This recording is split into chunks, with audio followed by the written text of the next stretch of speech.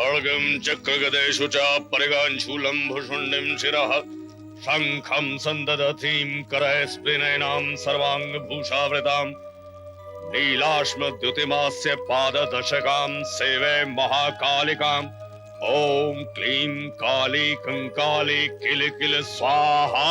दैत्य गुरु सहायता करें, हमारी रक्षा कीजिए। महारानी कृच्छदा, आप ये क्या कर रही हैं महारानी कृच्छदा? साधारण स्त्रियों की भांति प्रलाप करना आपको शोभा नहीं देता। दैत्य गुरु के लिए इससे अधिक लज्जा की बात क्या हो सकती है कि दैत्यराज की पत्नी इस प्रकार विलाप करे। गुरुदेव, हमारे पुत्र अशुभ कार्य करने जा रहे हैं। ये सब आपके समाधिस्थ होने के कारण ही हुआ है। महारानी कृच्छदा, हम समाधिस्थ अवश्य थे, परंतु थे तो अपने आश्रम में ही। गुरुदेव, हमें ज्ञात है आपकी समाधि भंग करना कितना अनिष्टकारी है। गुरुदेव, आपकी समाधि में लीन होने के पश्चात दैत्य साम्राज्य चिंताओं और अशुभ संकेतों से आ घिरा है। महारानी, हमारे समाधिस्थ होने के पश्चात ऐसा क्या घटित हो गया जो आप इतनी चिंतातुर हैं? गुरुदेव, आपके समाधि में लीन होते ही गजानन गणेश ने पुत्र तारकाक्ष को इंद्रलोक से अपदस्थ कर दिया, जिसकी पुनः प्राप्ति के लिए तारकाक्ष व्याकुल हो गया।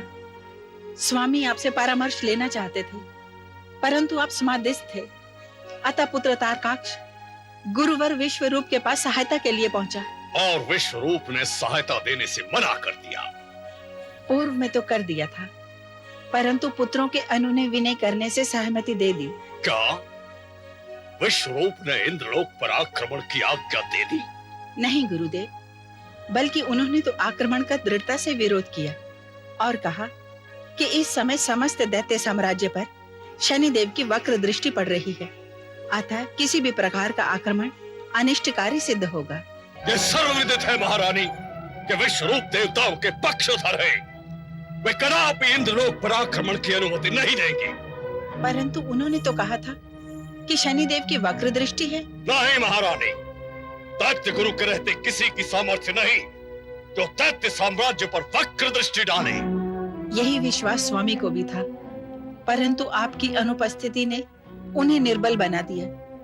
पुत्र तारकाक्ष ने उनके इस पक्ष का लाभ उठाकर उन्हें इंद्रलोक पर आक्रमण करने के लिए प्रेरित किया, जिसके लिए उसने शनिदेव के समक्ष जाकर उन्हें भी प्रसन्न कर दिया।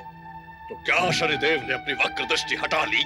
हटाई तो नहीं गुरुदेव, परंतु भविष्य में अपनी असुरी प्रवृत्तियां छोड़ देने पर हटा लेंगे, ऐसा आश्वासन दिया है। तब तो उन्हें शांत होकर बैठ जाना चाहिए था महारानी, अन्यथा हमारे सम्मुख उपस्थित होना चाहिए था।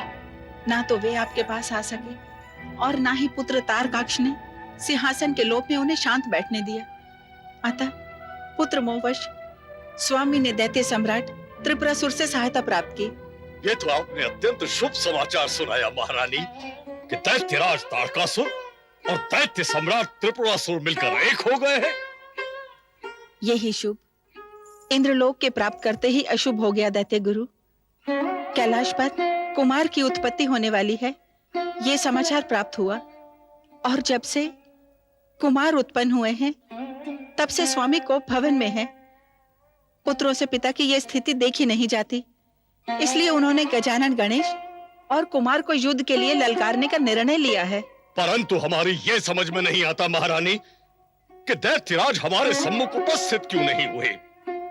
यदि वो हमसे पूछते तो हम सारी स्थिति स्पष्ट कर देते। गुरुदेव, अब भी समय है, कृपया कुछ करें, पुत्रों को अनर्थ करने से रोकें। सर्वप्रथम तो पुत्रों को यह ज्ञात होना चाहिए कि इस समय कैलाश पर कुमार के साथ गजानन गणेश और शिव भी विद्यमान है।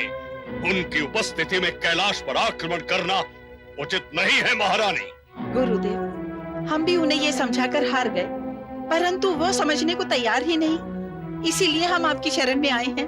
आप निश्चिंत रहे महारानी, हमारे समाधि से उठने के पश्चात दैत्य साम्राज्य के लिए सब शुभ ही शुभ होगा। किसी की सामर्थ्य नहीं कि दैत्य गुरु के रहते दैत्य साम्राज्य का कोई भी अनिष्ट कर पाए। आप अपने पुत्रों को हमारा संदेश दीजिए कि हमने उन्हें स्मरण किया है। अवश्य दैत्य गुरु, अब हमारे पुत्रों का जीवन आपके हाथ में है।